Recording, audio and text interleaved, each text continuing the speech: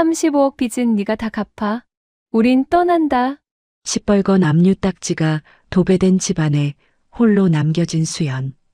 시댁 식구들이 35억 원의 빚 대신 적선하듯 던지고 간 건 쓸모없는 돌산 계약서 한 장뿐이었습니다. 하지만 절망도 잠시. TV 긴급 속보를 확인한 수연의 입가에 서서히 통쾌한 역전의 미소가 번지기 시작합니다. 그들이 쓰레기 취급하며 조롱하듯 버린 그 돌산이 사실은 대한민국을 뒤흔들 천문학적 가치의 보물지도였으니까요. 벼랑 끝에 내몰렸던 며느리에서 절대 권력의 심판자로 각성한 수연의 서늘한 반격. 지금 바로 시작합니다. 독하게 마음먹은 수연의 통쾌한 복수를 응원하신다면 이야기 시작 전 구독과 좋아요 꼭 눌러주세요. 남편분 연대보증 채무 35억 원, 오늘부로 경매 개시 및 압류 절차가 진행됩니다. 검은 양복을 입은 집행관들의 무자비한 선고와 함께 시뻘건 압류 딱지가 냉장고며 텔레비전이며 가리지 않고 들러붙기 시작했습니다. 심지어 애지중지하던 아이의 낡은 피아노 위에까지. 거실 전체가 핏빛 종이로 뒤덮인 그 흉측한 풍경이 한 여자의 인생을 통째로 집어삼킬 줄은 아무도 몰랐습니다. 장바구니 손잡이를 쥐고 있던 수연의 손에서 맥없이 힘이 빠져나갔습니다. 무거운 장바구니가 바닥으로 고꾸라졌고 파와 두부가 차가운 현관 마룻바닥 위로 처참하게 나뒹굴었습니다. 대체 이 집에 무슨 일이 벌어지고 있는 건지 수연의 동공이 지진이 난 듯 거세게 흔들렸습니다. 김수연 씨 맞습니까? 남편분 사업체 연대보증 채무 35억 원, 오늘부로 가압류 집행합니다. 거실 한복판에는 시커먼 양복을 입은 법원 집행관들이 구둣발로 버젓이 들어와 있었습니다. 그들의 거친 손길이 닿을 때마다 세간살이 하나하나에 시뻘건 압류 딱지가 무자비하게 들러붙었거든요. 애지중지하던 아이의 피아노마저 예외는 아니었습니다. 수연은 다리에 힘이 풀려 그 자리에 털썩 주저앉고 말았습니다. 가압류라니요? 보증이라니요? 전 제 인감도장 내어준 적 없습니다. 수연이 핏기가 가신 얼굴로 소리쳤습니다. 하지만 집행관은 아무런 표정 변화 없이 완벽하게 위조된 인감증명서를 수연의 코앞에 들이밀었거든요. 등줄기를 타고 서늘한 식은땀이 훅 흘러내렸습니다. 눈앞이 캄캄해지는 것을 간신히 버티던 바로 그때 주머니 속 스마트폰이 짧게 진동한 겁니다. 부모 없이 자란 티 내지 말고 내 빚 35억 다 떠안아줘서 고마워. 우린 뜬다. 식탁 위 똥땅은 위자료니까 파먹고 살든가. 화면을 가득 채운 민석의 문자 메시지에 수연은 숨이 턱 막혀왔습니다. 믿었던 남편과 시어머니가 자신을 철저하게 기만한 겁니다. 그 막대한 빚을 고스란히 떠넘긴 채 해외로 야반도주를 해버린 참이었죠. 불과 일주일 전만 해도 민석은 수연의 발밑에 무릎을 꿇고 비로한 눈물을 쥐어짰었거든요. 여보, 딱 일주일만 시간 줘. 4명에 돌려놓고 당신 고생한 거 다 갚을게. 나 한 번만 믿어줘. 그 간악한 혓바닥에 속아 넘어간 대가가 바로 20벌건 압류 딱지 밭이었습니다. 헛웃음조차 나오지 않았습니다. 돈 앞에서는 부모 자식도 부부의 연도 없다더니 딱 그 짝이었거든요. 사람의 탈을 쓰고 아내를 총알바지로 내세우다니 하늘이 두 쪽이 나도 천벌을 받아 마땅한 노릇이었죠. 수연이 비틀거리며 안방으로 뛰어들어가서 금고 다이얼을 미친 듯이 돌렸습니다. 굳게 닫혀있던 철문이 열리는 순간 수연의 얼굴이 돌처럼 굳어버렸습니다. 금고 안에는 먼지 한 톨 남지 않은 텅 빈 공간뿐이었습니다. 얼굴이 화끈거리고 목 근육이 뻣뻣하게 굳어가던 바로 그 순간이었죠. 법원 집행관들이 시뻘건 딱지를 붙이고 돌아가기가 무섭게 이번에는 바깥 현관문이 뜯겨나갈 듯 거칠게 흔들리기 시작했습니다. 악랄한 사채업자들의 빚 독촉까지 이어진 것입니다. 안에 숨어 있는 거 다 알아. 남편 놈이 35억 원 들고 튄 거 우리가 모를 줄 알아? 등신같이 당하고만 있지 말고 당장 문 열어. 사채업자들의 살벌한 악담이 집안의 공기를 날카롭게 찢어놓았습니다. 당장이라도 문을 부수고 들어올 기세였거든요. 보통 사람이라면 구석에 숨어 사시나무 떨듯 오열했을 겁니다. 하지만 수연의 눈동자는 거세게 흔들리다가 이내 차갑게 가라앉았습니다. 수연은 바닥에 떨어져 있던 가족사진 액자를 사정없이 밟아 부숴버렸습니다. 날카로운 유리 파편이 사방으로 튀어올랐지만 수연의 서늘한 시선은 오직 한 곳에만 꽂혀 있었죠. 바로 시댁 식구들의 조롱 문자가 여전히 밝게 빛나고 있는 스마트폰 화면이었습니다. 배신감으로 파르르 떨리던 수연의 손이 이내 그 전화기를 부서져라 단단히 움켜쥐었습니다. 더 이상의 헛된 눈물이나 망설임 따위는 조금도 남아있지 않았거든요. 그녀는 거침없이 화면을 터치해 며칠 전 시댁의 수상한 자금 흐름을 상담했던 담당 수사관의 번호를 눌렀습니다. 짧은 신호음 끝에 수화기 너머로 익숙한 목소리가 들려오자 수연이 얼음장처럼 차가운 목소리로 입을 열었죠. 네, 반장님. 제 남편의 35억 사기 및 사문서 위조 증거 지금 당장 넘기겠습니다. 비참하게 버려진 며느리의 독한 반격이 마침내 그 서늘한 막을 올린 겁니다. 지능범죄수사대 수사관과의 짧고 허망한 통화가 끝난 직후였습니다. 시뻘건 압류 딱지가 도배된 거실에는 수연의 거친 숨결만이 무겁게 내려앉아 있었습니다. 어떻게든 명백한 명의도용 증거를 지금 당장 찾아내야만 하는 절박한 참이었죠. 그 강박이 수연의 온몸을 옥죄고 있었거든요. 그녀는 떨리는 손으로 난장판이 된 식탁 위를 미친 듯이 뒤지기 시작했습니다. 무언가 단서가 될 만한 종이 쪼가리라도 남아있을까 싶어 식탁볼을 쓸어내리던 참이었습니다. 수연의 메마른 손끝에 거칠고 낡은 질감의 서류 봉투 하나가 묵직하게 걸려든 겁니다. 민석이 도망치기 직전 보란듯이 식탁 정중앙에 던져두고 간 조악한 누런 봉투였습니다. 숨이 턱 막혀오는 것을 느끼며 간신히 봉투의 입구를 열어젖혔습니다. 그 안에서 빛바랜 종이 뭉치 하나와 삐뚤빼뚤하게 갈겨 쓴 쪽지 한 장이 바닥으로 미끄러지듯 떨어졌습니다. 10년 전 시어머니 박 여사가 기획부동산의 얄팍한 상술에 보기 좋게 속아 넘어가 사들였던 강원도 돌산의 등기권리 증이었습니다. 깎아지른 절벽에 풀 한 폭이 제대로 자라지 않아 아무도 거들떠보지 않던 악성 재고 중의 흉물이었거든요. 그 위로 툭 떨어진 쪽지에는 시어머니 박 여사의 악독한 저주가 선명하게 적혀 있었습니다. 근본도 없이 자란 것. 내 아들 35억 빚 다 떠안아줘서 고맙다. 위자료로 이 똥땅 남기니까 평생 흙이나 파먹고 살아라. 그 끔찍하고도 모욕적인 글귀를 읽어내려간 수연의 목 근육이 돌덩이처럼 굳어들어갔습니다. 자신들을 위해 밤낮 없이 대소변을 받아내며 헌신한 며느리에게 35억이라는 거대한 사형 선고를 내린 것도 모자라 이런 휴지 조각을 적선하듯 던지고 가다니요. 사람의 탈을 쓰고 이토록 악랄하고 잔인할 수 있다니 하늘이 노하고 벼락을 내리쳐도 시원찮을 노릇이었죠. 수연은 치밀어 오르는 억울함과 분노를 주체하지 못한 겁니다. 낡은 서류를 쥔 두 손에 시퍼런 핏대가 솟도록 힘을 쥐어짜며 이를 바득바득 갈았습니다.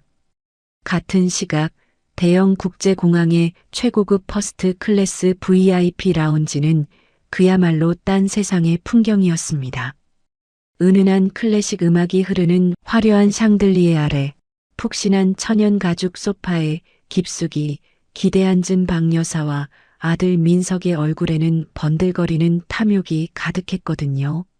테이블 위에는 수십만 원을 호가하는 최고급 빈티지 샴페인과 캐비어 요리가 보란듯이 차려져 있었습니다.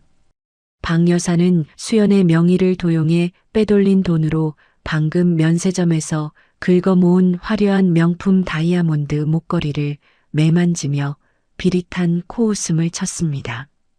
알터니가 다 빠진 것처럼 속이 시원하다. 이제 그 거머리 같은 것은 평생 35억 빚 이자나 갚으면서 길바닥에서 썩어 죽겠지. 박 여사의 저급한 폭언에 민석 역시 고개를 끄덕였습니다.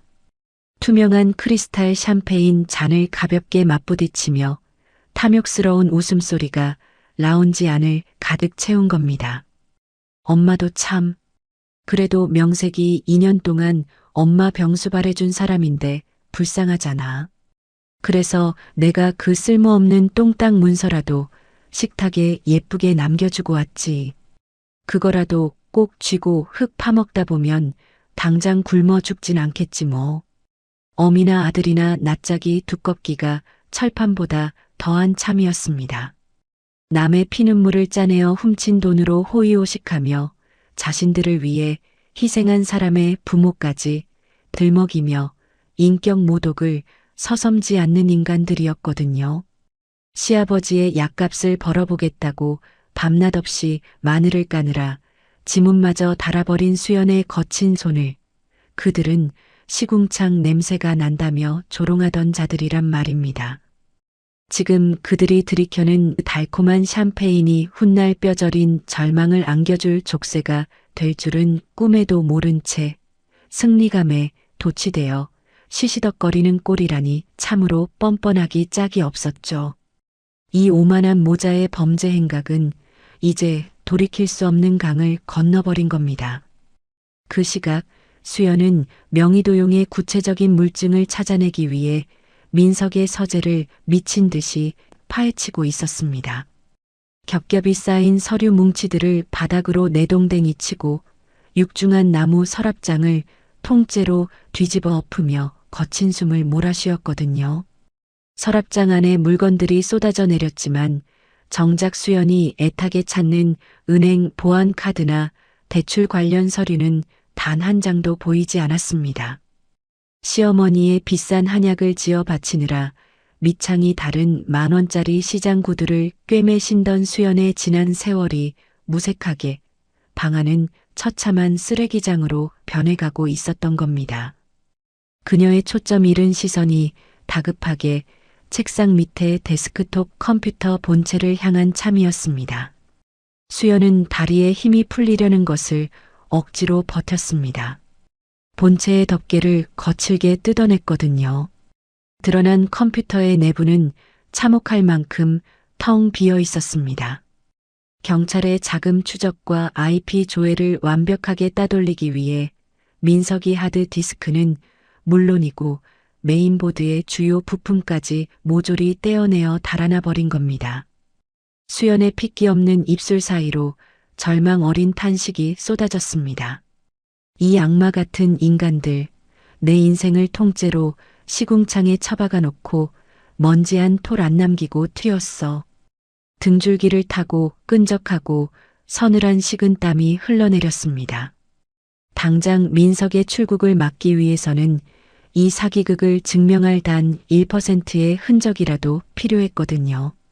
수연은 현관에 구겨져 있던 낡은 구두를 꺾어 신고 닫힌 문을 박차고 밖으로 뛰쳐나갔습니다. 차가운 겨울바람이 그녀의 뺨을 칼날처럼 스치고 지나갔지만 가슴속에서 끓어오르는 시뻘건 분노를 식혀주기에는 턱없이 부족한 상황이었습니다. 숨이 턱에 닿도록 캄캄한 아스팔트 위를 내달린 수연이 도착한 곳은 민석이 35억의 거액 대출을 일으킨 주거래 은행 영업점이었습니다. 육중한 유리문을 거칠게 밀치고 들어서자마자 대출 창구를 향해 돌진하듯 다가갔거든요. 번쩍이는 대리석 바닥 위로 흙탕물이 묻은 수연의 초라한 구두가 처참한 대비를 이루고 있었습니다. 수연은 떨리는 두 주먹으로 단단한 대리석 데스크를 내리치며 애원했습니다. 제발 보안실 CCTV 한 번만 확인해 주세요. 어제 남편이 제 대리인이라며 찾아왔을 때 분명 제가 쓴 적도 없는 위조 위임장을 냈을 겁니다. 제 목숨이 걸린 일이에요. 제발 한 번만 돌려봐 주십시오. 목에서 피맛이 날 정도로 절규하는 수연의 외침이 은행 안을 울렸지만 투명한 아크릴, 가림막 너머에 앉은 은행원은 귀찮은 기색을 숨기지도 않았습니다. 그들은 모니터에서 눈길조차 떼지 않았습니다. 고객님, 여기서 이렇게 소란 피우시면 영업방해로 경찰 부릅니다. 수사기관의 정식 압수수색 영장이 없이는 가족이라 할지라도 타인의 방문 기록이나 CCTV를 열람하는 것은 법적으로 절대 불가합니다. 마치 거대한 얼음벽에 가로막힌 듯한 차갑고 건조한 거절이었습니다. 억울한 피해자인 수연의 피눈물은 안중에도 없이 법과 매뉴얼이라는 장벽이 사기꾼 민석에게 완벽한 도망의 시간을 벌어주고 있었거든요. 힘없는 서민이 거대한 금융 시스템 앞에서 철저하게 짓밟히고 묵살당하는 참으로 비통한 노릇이었죠. 수연은 하얗게 질린 얼굴로 마른 침을 삼키며 쫓겨나듯 은행 문을 나설 수밖에 없었습니다. 수연이 마지막 남은 이성의 끈을 부여잡고 달려간 곳은 인근 경찰서의 경제범죄 수사팀이었습니다. 형광등 불빛이 매섭게 내리쬐는 비좁은 사무실 안 그녀는 구겨진 땅 문서와 조롱 문자가 찍힌 스마트폰을 수사관의 책상 위로 거칠게 쏟아냈습니다. 형사님, 제발 저 인간들 비행기부터 띄우지 못하게 막아주세요. 제 인감을 도둑질해서 35억을 대출받고 해외로 도망치고 있다고요. 수연의 다급한 호소에도 불구하고 키보드를 두드리던 수사관은 귀찮다는 듯 서류 뭉치를 옆으로 밀어 던지며 깊은 한숨을 내쉬었습니다. 김수연 씨, 아무리 억울하셔도 부부 사이의 일 아닙니까? 본인의 인감과 신분증이 도난당했다는 것을 입증할 객관적 물증이 지금 당장 책상 위에 없지 않습니까? 이런 일방적인 정황 고발만으로는 당장 남편분의 출국 금지를 요청할 법적 근거가 성립되지 않습니다. 기계적이고 냉혹한 법의 심판대 앞에서 수연의 두 다리는 완전히 풀려버리고 말았습니다. 그녀를 지켜주어야 할 국가의 법망조차 증거 불충분이라는 이유로 시어머니와 민석의 완벽한 범죄에 면죄부를 쥐어주고 있었거든요. 억울함에 목 근육이 찢어질 듯 뻣뻣해지고 뱃속 깊은 곳에서부터 뜨거운 오열이 역류에 올라오는 참이었습니다. 경찰서 회전문 밖으로 걸어 나온 수연은 더 이상 서 있을 힘조차 잃고 차가운 시멘트 계단에 털썩 주저앉고 말았습니다. 초겨울에 매서운 칼바람이 얇은 겉옷을 파고들었지만 뼛속까지 얼어붙은 그녀의 심장에 비하면 아무것도 아니었습니다. 모든 문이 닫히고 완벽한 어둠 속에 갇힌 듯한 끔찍한 무력감이 그녀의 숨통을 조이고 있었습니다. 바로 그 순간이었습니다. 주머니 속 스마트폰이 신경질적인 진동을 일으켰거든요. 덜덜 떨리는 손으로 액정을 켠 수연의 눈동자가 거세게 요동쳤습니다. 비행기 이륙 직전 민석이 기내 와이파이를 이용해 보낸 조롱 섞인 출국장 인증샷이었습니다. 사진 속에는 1등석의 넓은 좌석을 뒤로 젖힌 채 해맑게 V자를 그리며 환하게 웃고 있는 박 여사와 민석의 번들거리는 얼굴이 가득 차 있었거든요. 수연아, 35억 잘 부탁한다. 우리 먼저 갈게. 자신을 35억의 생지옥에 밀어넣고 도망치는 악마들의 그 눈부시게 행복한 미소를 마주한 순간이었습니다. 수연의 머릿속을 팽팽하게 당기고 있던 이성의 마지막 끈이 완전히 끊어져 버린 겁니다. 하늘이 무너져 내리는 듯한 절망감에 비틀거리던 수연은 결국 손에 쥐고 있던 스마트폰을 바닥에 떨어뜨린 채 차가운 계단 위로 엎어지듯 쓰러지고 말았습니다. 2년간의 헌신적인 병수발과 가족을 향한 믿음이 거대한 빚더미와 비참한 조롱으로 되돌아온 겁니다. 그 누구도 구원의 손길을 내밀어주지 않는 차갑고 완벽한 어둠이 수연을 무자비하게 집어삼키고 있었습니다. 하지만 수연은 몰랐습니다. 지금 이 순간 자신의 품속에 구겨진 채 남아있는 그 누런 봉투 한 장이 불과 5분 뒤 대한민국 전체를 뒤흔들 폭탄이 될 줄은요. 내 인생을 통째로 짓밟아 놓고 끝까지 나를 기만해? 이딴 쓰레기 다 태워버릴 거야. 어차피 내 인생도 이걸로 끝장났으니까. 수연의 입술 사이로 억눌린 원망과 저주가 터져나왔습니다. 그녀의 창백한 두 손이 낡은 등기권리증의 양끝을 무자비하게 움켜쥐었거든요. 수연은 속에서 끓어오르는 시뻘건 분노를 주체하지 못하고 그 쓸모없는 돌산 문서를 갈기갈기 찢어발기려 소나기에 온 힘을 쥐어짰습니다. 수십 년 된 낡은 종이의 윗부분이 팽팽하게 당겨지며 거칠게 찢겨나가기 시작한 참이었죠. 내 억울한 인생도 35억의 빚더미도 모두 이 쓰레기 문서와 함께 끝장이라는 지독한 체념이 그녀의 온몸을 휘감던 찰나였습니다. 조용히 켜져 있던 텔레비전에 긴급 속보 자막이 떴습니다. 놀란 수연이 황급히 리모컨으로 볼륨을 올리자 뉴스 앵커의 목소리가 어두운 방 안을 가득 채웠습니다. 정규 방송을 끊고 등장한 긴급 속보 자막이 어두운 거실을 시뻘겋게 물들인 겁니다. 수연은 찢어지기 일보 직전인 종이 뭉치를 쥔 채 뻣뻣하게 굳은 고개를 텔레비전 쪽으로 돌렸습니다. 뉴스 앵커의 격앙된 목소리가 흘러나왔습니다. 행정구역상 강원도산 777번지 일대가 1,000억 원대 보상이 거론되는 신도시 개발 후보지로 확정되었습니다. 수연은 미친 듯이 떨리는 손으로 낡은 등기권리증을 확인했습니다. 시어머니가 위자료랍시고 던지고 간 쓰레기, 바로 그 돌산 777번지와 주소가 완벽하게 일치했습니다. 수연의 두 손이 거짓말처럼 허공에서 딱 멈춰섰습니다. 숨이 턱 막혀오고 심장이 미친 듯이 뛰기 시작한 겁니다. 텔레비전 화면에는 붉은색 펜으로 동그랗게 칠해진 거대한 위성 지도가 떠올라 있었습니다. 아나운서의 곁에 선 경제 전문가가 흥분을 감추지 못하는 붉은 얼굴로 지도의 특정 지번을 짚으며 열변을 토하고 있었거든요. 네, 바로 이 구역입니다. 행정구역상 강원도 돌산 777번지 일대인데요. 집안이 단단한 거대한 안반지대라 그동안 개발이 전면 제한되었지만 역설적으로 미세한 진동을 완벽하게 막아야 하는 반도체 공장 부지로는 전 세계에서 찾아보기 힘든 최적의 입지입니다. 전문가들은 이번 수용에 따른 토지 보상금 규모만 최소 1,000억 원, 상업적 가치로는 수천억을 훌쩍 넘길 것으로 내다보고 있습니다. 산 777번지, 강원도 산 777번지.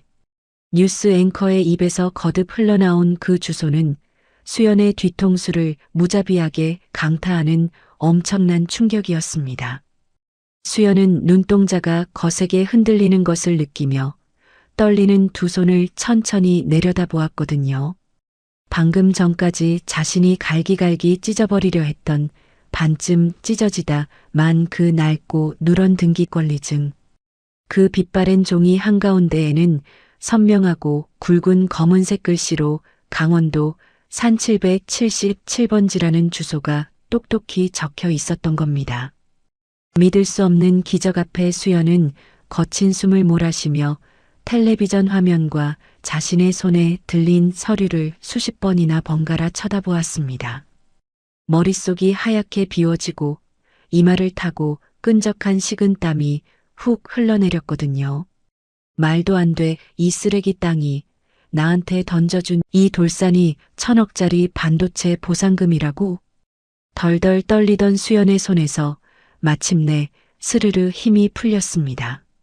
낡은 등기권리증이 바닥으로 힘없이 떨어져 내렸거든요. 바닥에 나뒹구는 그 누런 종이는 더 이상 시어머니가 며느리를 모욕하기 위해 던지고 간 적선이 아니었습니다. 그것은 대한민국에서 가장 거대하고 무소불위의 권력을 단숨에 거머쥘 수 있는 눈부신 황금빛 왕관이었던 겁니다. 며느리를 35억 빚더미 구렁텅이에 처박았다고 기세등등하던 악마들이 1,000억짜리 로또를 스스로 며느리 발밑에 바치고 도망친 꼴이었거든요. 참으로 기가 막히고 뻔뻔하기 짝이 없는 자들의 최후가 이렇게 시작되는 노릇이었죠. 수연은 거실벽에 걸린 낡은 시계를 천천히 올려다보았습니다. 밤 11시 15분. 박 여사와 민석이 타고 도망친 그 호화로운 비행기가 한국 땅을 떠나 이륙한 지 정확히 단 5분이 지난 시간이었거든요. 단 5분. 그 짧고도 허망한 찰나의 시간 동안 세상의 갑과 을, 생지옥과 천국의 주인이 완벽하게 뒤바뀌어 버린 겁니다. 자신을 빚의 노예로 만들고 승리자가 된 양 샴페인을 터뜨리던 그 오만한 사기꾼 모자.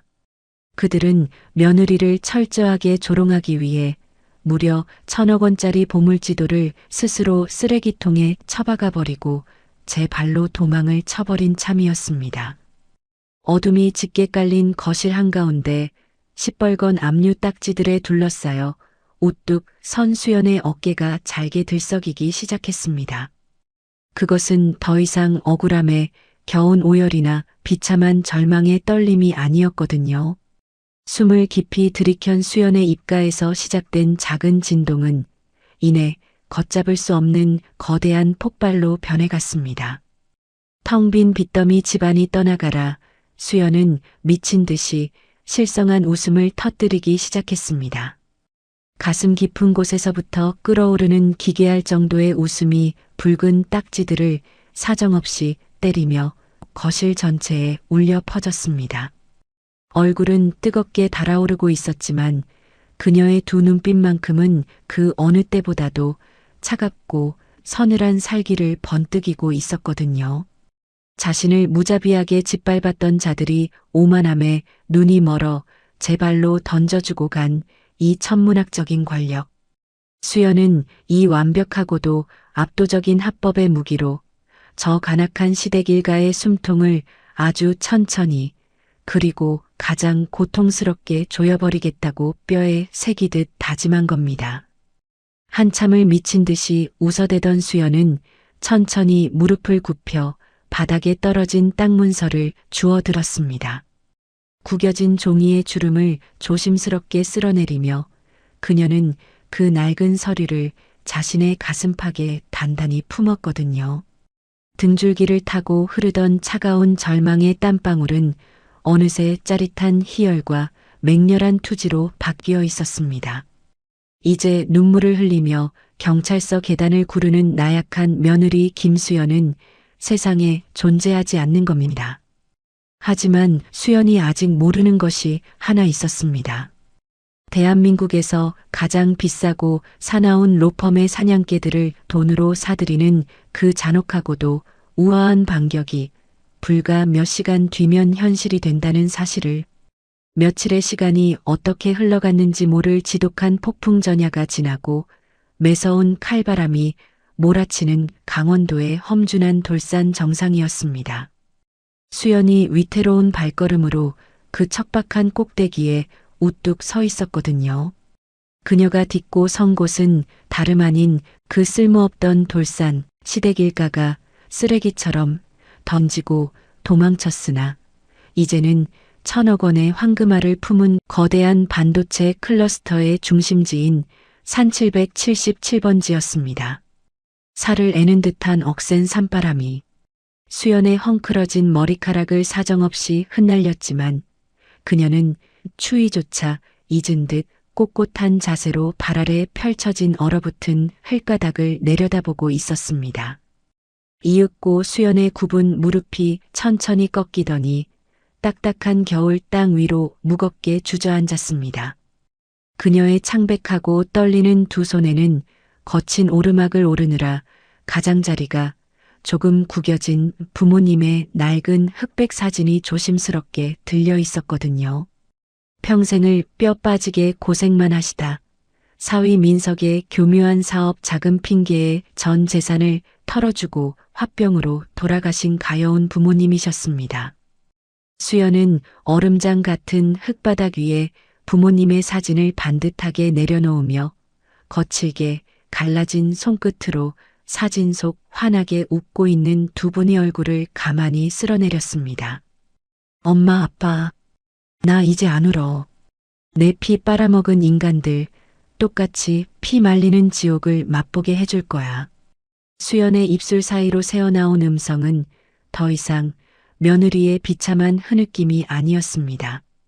그것은 마치 지옥의 밑바닥에서 벼려낸 서늘하고도 잔혹한 칼날과도 같은 피비린내 나는 복수의 맹세였거든요. 볼을 타고 흐르던 뜨거운 눈물은 차가운 산바람에 곧바로 얼어붙었지만 수연의 두 눈동자만큼은 그 어느 때보다도 뚜렷한 살기를 띠며 붉게 타오르고 있었습니다. 자신과 부모님의 피땀을 쥐어짜 35억이라는 빚의 올가미를 씌우고 지금쯤 해외의 어느 호화로운 리조트에서 축배를 들고 있을 박여사와 민석. 수연은 부모님의 사진 앞에서 그 두 악마의 숨통을 세상에서 가장 합법적이고 고통스러운 방식으로 끊어놓겠노라 뼈가 부서지는 듯한 각오를 다진 겁니다. 그로부터 불과 몇 시간 뒤 팽팽한 긴장감이 감도는 서울 강남의 한복판으로 장면이 전환됩니다. 대한민국에서 돈과 권력의 냄새를 가장 기가 막히게 잘 맡는다는 승소율 1위 대형 로펌의 무겁고 육중한 마호간이 원목문이 거침없는 힘에 의해 양쪽으로 넓게 젖혀졌습니다. 대리석 바닥이 깔린 화려한 회의실 안으로 당당하게 걸어 들어온 사람은 다름 아닌 낡은 코트 자락을 휘날리는 수연이었거든요. 허름한 옷차림과 핏기가 가신 얼굴이었지만 그녀가 뿜어내는 압도적이고도 서늘한 기백은 그 거대한 공간의 공기를 단숨에 얼어붙게 만들기에 충분했습니다. 맞은편 상석에 거만한 자세로 다리를 꼬고 앉아있던 수석 변호사는 불청객의 초라한 행색을 위아래로 훑어보며 코웃음을 쳤습니다. 최소 수백억 대의 자산가들만 상대하는 그 오만한 사냥개의 눈에 낡은 구두를 신은 수연은 그저 세상 물정 모르는 잡상인 정도로 보였을 테니까요. 저희 로펌은 웬만한 사건은 취급하지 않습니다만 보아하니 수임료가 꽤 비쌀 텐데 감당하시겠습니까? 변호사의 입술 끝에 매달린 노골적인 비웃음과 조롱이 회의실 안을 불쾌하게 맴돌았습니다. 하지만 수연의 얼굴에는 단 한 점의 동요나 굴욕감도 스치지 않았거든요. 오히려 그녀의 차가운 눈매가 가늘어지며 맹수가 먹잇감을 노리듯 매섭게 번뜩인 겁니다. 수연은 말없이 품속에서 두툼한 서류 뭉치를 꺼내어 투명하고 두꺼운 유리 테이블 한가운데로 묵직하게 내려놓았습니다. 잠깐의 정적이 흘렀습니다. 변호사의 얄팍한 비웃음이 얼음처럼 굳어버린 순간이었죠. 수연이 1,000억 원대 보상 확정 공문과 땅 문서를 테이블 위에 보란듯이 깔아버렸습니다. 이게 내 담보입니다. 선임 계약은 지금 당장 하죠. 내 남편과 시어머니, 자본과 법으로 빠져나갈 구멍 없이 숨통을 조여주세요. 성공 보수는 원하는 만큼 꽂아드리겠습니다. 수연의 입에서 떨어지는 한 글자 한 글자는 마치 단단한 얼음송곳처럼 변호사의 고막에 깊숙이 내리꽂혔습니다. 테이블 위에 깔린 서류들은 다름 아닌 강원도 돌산 777번지의 토지 수용 보상까지 정부 공문과 1,000억 원의 가치를 증명하는 막대한 감정평가서, 그리고 민석이 수연의 명의를 도용해 일으킨 35억 원의 불법 담보대출 증빙 자료들이었거든요. 종이 위를 스치던 변호사의 거만했던 시선이 그 천문학적인 숫자 1,000억에 가닿는 순간 커다란 경악으로 물들었습니다. 다리를 꼬고 앉아있던 그의 자세가 허둥지둥 고쳐 앉혀진 겁니다. 조롱으로 가득했던 그의 얼굴에는 어느새 극도의 탐욕과 자본을 향한 맹목적인 복종만이 남아 있었거든요. 불과 1분 전까지만 해도 문전박대를 당할 뻔했던 낡은 코트의 여자가 대한민국 최고의 법 기술자들을 돈으로 부리는 절대 권력자로 군림하는 기막힌 순간이었습니다. 로펌이라는 이름의 거대한 기계가 수연이 던진 1,000억 원의 압도적인 담보를 물고 미친 듯이 가동되기 시작했습니다. 수석 변호사의 다급한 지시가 떨어지기가 무섭게 회의실 밖에 수십 명의 엘리트 법조인들이 일제히 키보드 위로 손가락을 맹렬하게 날리며 사냥의 포위망을 짜내려 갔거든요. 법전이 거칠게 뒤적여지고 증거 자료들이 복사기를 쉴 새 없이 오가며 피도 눈물도 없는 차가운 고소장들이 쏟아져 나오기 시작한 겁니다.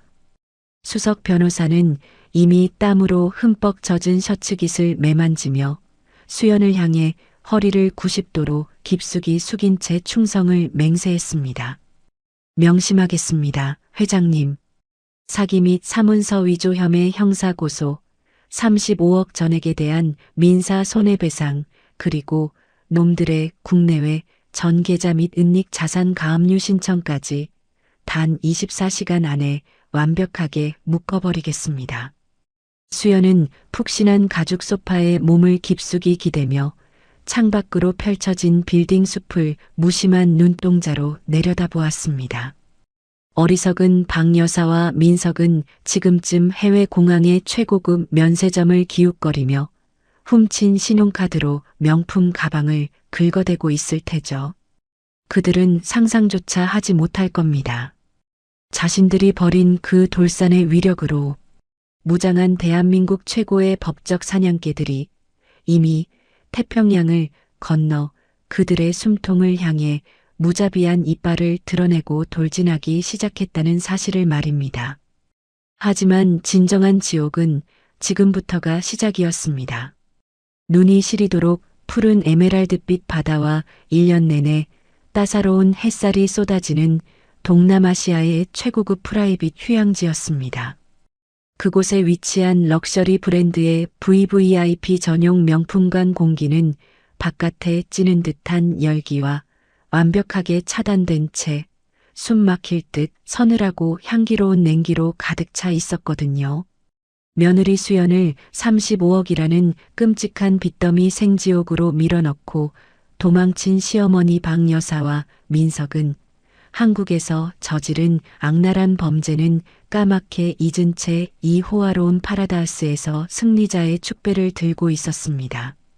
마치 세상의 모든 부와 권력을 손에 쥔 제왕이라도 된 것처럼 두 사람의 얼굴에는 오만함과 탐욕으로 얼룩진 기름기가 번들거리고 있었던 겁니다.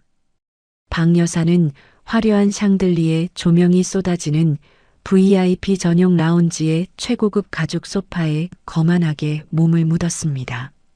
그녀의 눈앞에는 단정한 정장 차림의 직원이 하얀 면장갑을 끼고 조심스럽게 받쳐든 수천만 원을 호가하는 최고급 다이아몬드 장식의 명품 시계가 영롱한 빛을 뿜어내고 있었죠. 오늘 아침 현지 브로커를 통해 막대한 투자 이민 자금을 송금하고 최고급 영주권 심사를 무사히 통과했다는 소식을 들은 직후였기에 모자의 기세는 그야말로 하늘을 찌를 듯이 등등한 상황이었습니다. 박 여사는 탐욕스럽게 살이 오른 자신의 손목에 번쩍이는 시계를 차보며 입가에 비열하고도 잔혹한 미소를 지어 보였거든요. 이 영롱한 다이아몬드 빛깔 좀 보렴. 한국에 두고 온 우리 호구 같은 며느리는 지금쯤 그 쓸모없는 똥땅에서 흙이나 파먹으며 35억 빚쟁이들한테 머리채를 쥐어뜯기고 있을 텐데 말이다. 민석 역시 최고급 캐비어가 올려진 크래커를 베어 물고 샴페인이 담긴 크리스털 잔을 가볍게 흔들며 맞장구를 쳤습니다.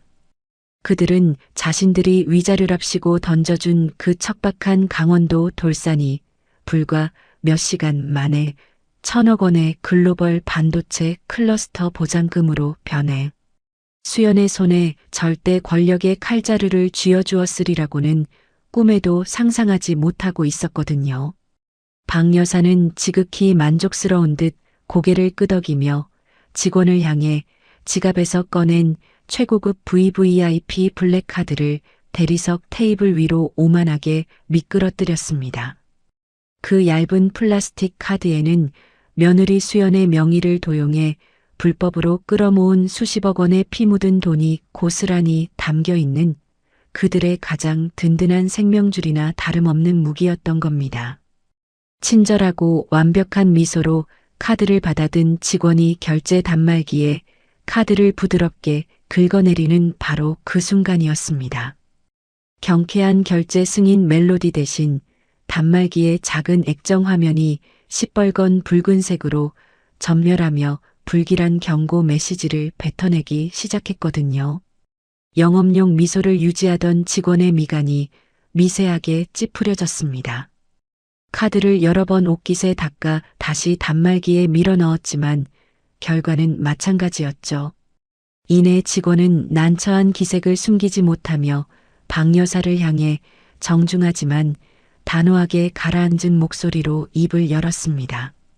사모님, 대단히 죄송합니다만 이 카드는 현재 한도 초과가 아니라 한국의 해당 금융사 측에 의해 전면 거래 정지가 걸려 있는 상태입니다. 거래 정지. 그 네 글자가 박 여사와 민석의 고막을 때리는 순간 명품 간의 서늘한 냉기가 마치 날카로운 얼음송곳처럼 그들의 덩줄기를 타고 훅 흘러내렸습니다. 박 여사의 얼굴에서 거만하게 늘어져 있던 미소가 순식간에 딱딱하게 굳어버린 겁니다. 여유롭게 샴페인을 홀짝이던 민석의 손놀림도 허공에서 뻣뻣하게 멈춰 섰거든요. 당황한 기색을 애써 감추려던 민석이 자리에서 벌떡 일어났습니다. 미간을 잔뜩 찌푸린 채 자신의 최고급 악어가죽 지갑을 거칠게 열어젖히고는 안에 꽂혀있던 프리미엄 신용카드들을 종류별로 모조리 꺼내어 유리 진열대 위로 신경질적으로 쏟아냈거든요. 수십 장의 플라스틱 카드들이 단단한 유리 표면 위로 처참하게 흩어지는 모습이란 그 자체가 이미 몰락의 전조나 다름없었습니다. 기계가 고장 난 거 아니야? 여기 있는 카드 종류별로 다 다시 긁어봐. 내 통장에 꽂혀 있는 현금이 얼만데 감히 VIP한테 거래 정지라는 소리를 해? 민석이 목에 시뻘건 핏대를 세우며 윽박질렀지만 직원의 손을 거친 그 어떤 카드도 끝끝내 결제 승인 창을 띄우지 못했습니다. 그 멍청한 악당들이 알 턱이 없었죠. 1,000억 원의 막대한 자금력을 등에 업은 수연이 대한민국 최고 대형 로펌의 무자비한 법 기술자들을 움직여 단 몇 시간 만에 거대한 글로벌 금융 차단망의 덫을 완벽하게 가동했다는 사실을 말입니다. 한국의 국내 최고 수준의 실시간 이상거래 탐지 시스템이 그들의 해외 결제망을 소름 돋을 정도로 정교하게 차단해버린 데다 로펌에서 긴급으로 신청한 전 계좌 가압류 결정문이 시중은행의 시스템을 모조리 틀어막아버린 겁니다. 수십억의 불법 자금이 예치된 그들의 통장은 이제 단 1원조차 마음대로 빼낼 수 없는 완벽하게 밀봉된 콘크리트 무덤이나 다름없는 깡통으로 전락해버린 노릇이었죠. 민석의 이마 위로 굵은 식은땀이 비 오듯 맺히기 시작했습니다. 비정상적으로 요동치는 심장 박동이 얇은 실크 셔츠 밖으로도 선명하게 느껴질 지경이었거든요. 입술이 바싹 타들어가고 호흡이 거칠어지며 알 수 없는 거대한 공포가 그의 목을 서서히 조여오고 있었습니다.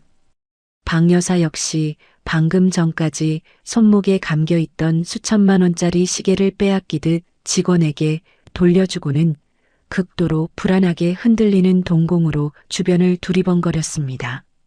자신들이 겹겹이 쌓아 올린 얄팍하고 추악한 모래성이 밑바닥부터 처참하게 무너져 내리고 있음을 본능적으로 직감하는 찰나였습니다.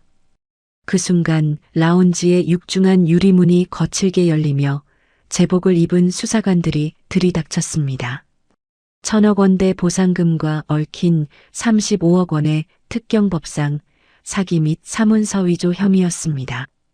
현지 수사기관에 의해 즉각적인 신원 확인이 진행됐고 두 사람은 국제사법 공조에 따라 출국 금지 조치되었으니 모든 자산을 동결하고 조사에 협조하라는 날벼락 같은 통보를 받았습니다. 박 여사는 손에 쥐고 있던 명품 백을 떨어뜨리며 대리석 바닥에 속절없이 주저앉았고 며느리가 쳐놓은 거대한 법의 그물에 갇혔음을 깨달은 민석의 얼굴은 하얗게 질려버렸습니다. 방금 전까지만 해도 대한민국 최고 상류층을 행세하며 샴페인을 들이켜던 그녀의 핏기 가신 입술 사이로 절망과 공포에 짓눌린 끔찍한 비명이 터져나왔습니다. 이게 도대체 무슨 소리야? 자산 동결이라니? 출국 금지라니? 민서가 당장 변호사 불러. 아니, 말 좀 해봐.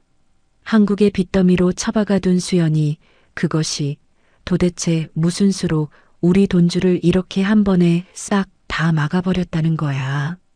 바닥에 흉하게 엎드려 아들의 바짓가랑이를 유일한 생명줄처럼 붙잡고 처절하게 울부짖는 박 여사와 사색이 된 얼굴로 땀만 뻘뻘 흘리며 뒷걸음질만 치는 비겁한 민석의 비참한 꼴이 이어졌습니다.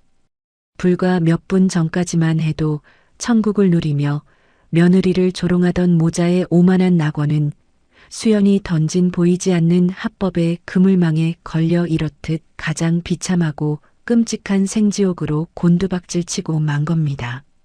버려진 돌산에서 피어난 수연의 서늘한 칼날이 1만 킬로미터 밖의 휴양지에까지 날아와 악당들의 숨통을 단숨에 꿰뚫어버린 참으로 통쾌하고도 소름 돋는 응징의 첫 막이었습니다. 하지만 이것은 시작에 불과했습니다. 돈줄이 끊긴 모자 사이에서 피어오를 진짜 지옥은 이제부터였거든요. 에어컨은커녕 빛바랜 선풍기 한 대조차 제대로 돌아가지 않는 동남아시아 외곽의 후미진 빈민가 싸구려 여관방이었습니다. 천장에는 시커먼 곰팡이가 흉물스럽게 피어있고 코를 찌르는 시큼한 악취와 숨통을 조이는 찌는 듯한 습기가 좁은 방안을 가득 채우고 있었습니다. 불과 며칠 전까지만 해도 최고급 VIP 라운지에서 수천만 원짜리 명품을 긁어대던 박 여사와 민석이 수십억 원의 불법 자금이 몽땅 동결되고 빈털터리가 되어 쫓겨난 마지막 도피처였거든요. 최고급 실크 드레스를 걸치고 오만하게 샴페인을 마시던 박 여사는 이제 땀방울에 흠뻑 절어버린 쉰내 나는 옷차림으로 삐걱거리는 낡은 매트리스 위에 흉하게 널브러져 있었습니다. 현지 풍토병에 걸린 것인지 아니면 극심한 스트레스로 인한 심리적 붕괴 때문인지 열병에 시달리던 그녀의 입술 사이로 가래가 잔뜩 끓는 고통스러운 기침이 쉴 새 없이 터져 나오고 있었던 겁니다. 민서가 애미 목마르다. 속이 새카맣게 타들어가서 죽을 것 같아. 시원한 물 한 모금만 제발 물 좀 다오. 박 여사가 쩍쩍 갈라져 피가 맺힌 입술을 달싹이며 허공을 향해 바싹 마른 손을 허우적거렸습니다. 하지만 돌아오는 것은 끈적하고 무거운 침묵뿐이었거든요. 단돈 1,000원짜리 현지 지폐 한 장조차 남아있지 않은 상황에서 시원한 생수 따위는 그들에게 사치 중의 사치였습니다. 착한 며느리 수연의 피를 빨아먹고 도망친 악당들의 최후치고는 참으로 비참하기 짝이 없는 노릇이었죠. 그런데 그 어두운 방구석 한편에서 어머니의 고통스러운 신음을 차갑게 내려다보는 뱀 같은 두 눈동자가 번뜩이고 있었습니다. 바로 다름 아닌 친아들 민석이었거든요. 그는 열에 들뜬 어머니를 걱정하기는커녕 오히려 그녀가 고통에 지쳐 깊은 선잠에 빠져들기만을 초조하게 기다리고 있었습니다. 박 여사의 거친 숨소리가 점차 잦아들고 얕은 수면 상태에 접어들자 민석은 소리 없이 자리에서 일어났습니다. 발소리를 죽인 채 어머니가 웅크리고 누워있는 침대 곁으로 다가간 겁니다. 그는 떨리는 땀찬 손으로 박 여사의 품속을 짐승처럼 뒤지기 시작했거든요. 수연의 35억을 가로채고 도망칠 때 박 여사가 혹시 모를 비상사태를 대비해 속옷 안주머니에 꿰매어 숨겨두었던 마지막 남은 순금 가락지들과 비상금 지폐 가리고 어머니의 여권이 그의 썩어빠진 목표물이었습니다. 어머니의 체온이 고스란히 남아있는 금부치와 여권을 낚아챈 민석의 입가에 비열하고도 잔혹한 안도의 미소가 번졌습니다. 훔친 물건들을 자신의 낡은 배낭 깊숙이 쑤셔넣고는 지퍼를 거칠고 단단하게 닫아버렸거든요. 엄마 미안해. 나라도 살아야지. 돈도 없이 다 늙고 병든 엄마까지 달고 뛰다간 타국에서 둘 다 길거리에 나앉아 객사해. 내가 혼자 빠져나가서 자리 잡으면 그때 다시 부를게. 자신을 위기에서 구하려 며느리를 35억의 지옥으로 내몰았던 친어머니를 이제는 자신이 살기 위해 시궁창 같은 빈민가에 버리고 떠나는 기막힌 폐륜의 현장이었습니다. 은혜를 원수로 갚는 짓을 대물림이라도 하듯 아들이 제 어미에게 똑같이 되돌려주는 꼴이었거든요. 그렇게 민석은 열병에 신음하는 늙은 어미를 싸구려 여간방에 홀로 내팽개친 채 뒤도 돌아보지 않고 도망치듯 방을 빠져나간 겁니다. 그로부터 몇 시간 뒤 후덥지근한 공기가 맴도는 현지 국제공항의 출국장 앞이었습니다. 민석은 눈을 푹 눌러 쓴 모자와 땀에 젖은 마스크로 얼굴을 반쯤 가린 채 초조한 기색이 역력한 걸음걸이로 검색대를 향해 다가가고 있었습니다. 자신의 여권으로는 출국이 불가능할지도 모른다는 극도의 불안감에 휩싸인 그는 어머니 박 여사의 여권과 신분을 이용해 브로커가 알려준 얄팍한 꼼수로 위장 탑승을 시도할 참이었거든요. 온몸에 솜털이 쭈뼛서고 등줄기를 타고 굵은 식은땀이 쉴 새 없이 흘러내렸습니다. 하지만 여기서 무조건 빠져나가지 못하면 수연이 쳐놓은 1,000억짜리 거대한 법에 그물망에 영원히 갇혀버릴 것이라는 본능적인 공포가 민석의 이성을 완전히 집어삼켜버린 상황이었습니다. 출입국 관리 직원이 무심한 표정으로 민석이 내민 여권을 건네받아 스캐너 기계에 밀어 넣는 바로 그 찰나였습니다. 경쾌한 톤과 알림 대신 직원의 모니터 화면 전체가 시뻘건 붉은색으로 무섭게 전멸하며 불길한 경고를 토해내기 시작했거든요. 무표정하던 직원의 눈빛이 순식간에 매의 발톱처럼 매섭게 돌변했습니다. 책상 아래에 숨겨진 비상호출 버튼을 거칠게 짓누른 겁니다. 사태의 심각성을 직감한 민석이 낡은 배낭을 버려두고 뒷걸음질을 치며 인파 속으로 도망치려 했지만 이미 사방에서 무장한 공항 경찰들이 달려들어 그의 양팔을 뒤로 꺾어 제압해버린 참이었습니다. 당신은 현재 국제사법공조수사망에 오른 인물과 관련된 자이며 타인 여권 부정 사용 현행범입니다. 지금 즉시 체포합니다. 차가운 수갑의 서늘한 금속 질감이 민석의 땀찬 손목을 잔혹하게 파고들었습니다. 대리석 바닥에 복이 흉하게 짓눌린 민석의 입술 사이로 절망적인 비명이 터져나왔지만 출국장을 가득 메운 사람들의 경멸 어린 차가운 시선만이 쓰레기를 보다 쏟아질 뿐이었거든요. 장면은 다시 퀴퀴한 땀 냄새와 매캐한 담배 연기로 가득한 현지 경찰서의 삭막한 조사실로 전환됩니다. 양손에 수갑을 찬 채 넋이 나간 표정으로 낡은 철제 의자에 주저앉아 있던 민석의 귓가로 조사실 철문이 거칠게 열리며 누군가의 처절한 발걸음 소리가 들려왔거든요. 그곳에는 산발이 된 헝클어진 머리와 핏발선 두 눈을 한 방 여사가 현지 경찰의 거친 부축을 받으며 헐떡이고 있었습니다. 여간방에서 깨어나 아들이 자신의 마지막 생명줄을 모두 훔쳐 달아났다는 사실을 깨닫고 반쯤 미쳐버린 그녀가 경찰의 신원 확인 연락을 받고 이 지옥 같은 조사실로 끌려온 겁니다. 조사실 중앙에서 아들의 비참한 몰골을 마주한 박 여사의 전신이 사시나무 떨리듯 거칠게 진동하기 시작했습니다. 그녀는 괴기스러운 신음을 흘리며 비틀비틀 다가가더니 수갑을 찬 채 고개를 푹 숙이고 있는 민석의 뺨을 향해 온 체중을 실은 손바닥을 사정없이 날렸거든요. 민석의 고개가 반대편으로 흉하게 꺾여버렸습니다. 박 여사의 손자국이 시뻘겋게 부어오른 아들의 뺨을 바라보며 그녀는 핏물이 맺힌 목소리로 악다구니를 쏟아냈습니다. 이 짐승만도 못한 것아. 내가 널 살리겠다고, 내 아들 하나 어떻게든 살려보겠다고 그 착하고 만만한 며느리 피까지 모조리 빨아먹고 35억을 훔쳤는데 네가 어떻게 어미의 마지막 남은 숨통을 끊어놓고 혼자 살겠다고 튀어. 네가 그러고도 사람이야. 하지만 민석의 반응은 박 여사의 가슴에 더 크고 날카로운 대못을 박아버렸습니다. 맞은 뺨을 일그러뜨린 민석이 눈알을 희번득거리며 수갑을 찬 양팔을 거칠게 휘둘러 제 어머니의 앙상한 어깨를 무자비하게 밀쳐버린 겁니다.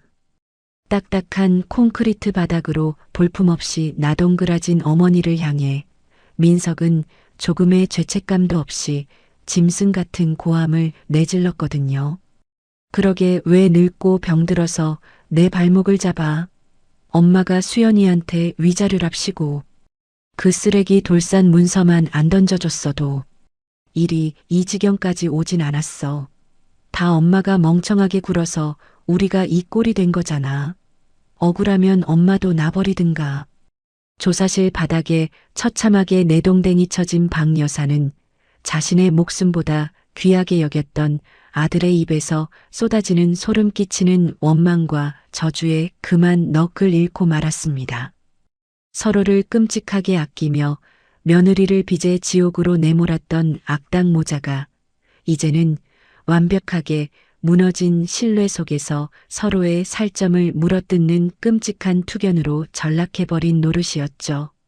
한국의 화려한 로펌 소파에 앉은 수연이 천억의 막대한 권력으로 조종하는 거대한 사법에 더단해서 그들은 스스로 피투성이가 되어 파멸해가고 있었던 겁니다. 하지만 이 조사실의 비명은 앞으로 그들을 기다리는 진짜 지옥에 비하면 서막에 불과했습니다. 지옥 같았던 동남아시아의 퀴퀴한 도피처에서 짐승처럼 서로의 살점을 뜯어먹던 끔찍한 막이 내리고 어느덧 3년이라는 서늘하고도 잔혹한 세월이 훌쩍 흘러버렸습니다.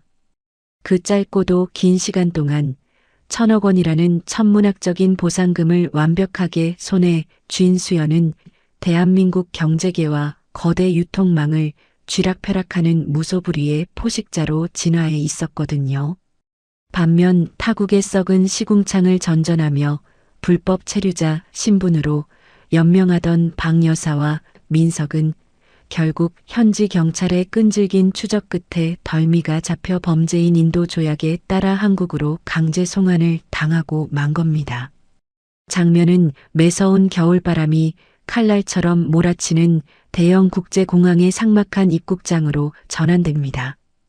불과 3년 전 수연의 명의를 도용해 빼돌린 돈으로 수천만 원짜리 명품을 휘감고 오만하게 출국장을 빠져나갔던 두 악당의 모습은 온데간데 없었습니다.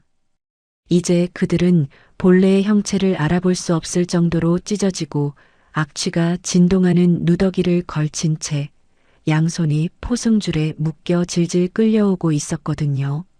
출입국 관리소의 차가운 대리석 바닥 위로 두 사람의 앙상한 무릎이 무참하게 꺾이며 강제로 꿀려졌습니다. 건조하고 무심한 표정의 출입국 관리 직원이 수십 장에 달하는 두툼한 법원 판결문과 압류 서류 뭉치를 모자의 눈앞에 가차없이 내던졌습니다. 무거운 서류가 바닥에 부딪히며 흩어지는 모습은 마치 그들의 남은 인생을 완전히 끊어놓는 사형 집행관의 선고나 다름없었죠. 이름 방영숙, 김민서. 두 사람 앞으로 지난 3년간 켜켜이 쌓인 민사 손해배상 청구액과 악성 사채로 넘어가 눈덩이처럼 불어난 법정 최고 연체 이자를 모두 합쳐서 정확히 70억 원입니다. 이 천문학적인 빚을 당장 변제하지 못하면 당신들은 평생을 감옥에서 썩거나 채권자들에게 쫓겨 길거리를 떠돌아야 할 겁니다. 70억 원. 과거 만만한 며느리에게 뒤집어 씌웠던 35억의 빚이 수연의 정교한 법적 설계와 지독한 이자 폭탄을 막고 무려 2배로 불어나 거대한 괴물이 되어버린 겁니다. 그 끔찍한 숫자를 두 눈으로 확인한 박 여사의 동공이 찢어질 듯 팽창했습니다. 파랗게 질려 갈라진 입술 사이로 거친 호흡이 쉴 새 없이 터져나왔거든요. 민성 역시 이마를 타고 끈적하고 차가운 식은땀을 쏟아내며 덜덜 떨리는 두 손으로 떡진 자신의 머리칼을 미친 듯이 쥐어뜯었습니다. 수연이 치밀하게 쳐놓은 거대하고도 합법적인 빚의 거미줄에 완벽하게 포위되어 단 한 발자국도 도망칠 수 없는 철저한 파멸의 늪에 빠져버린 노릇이었죠.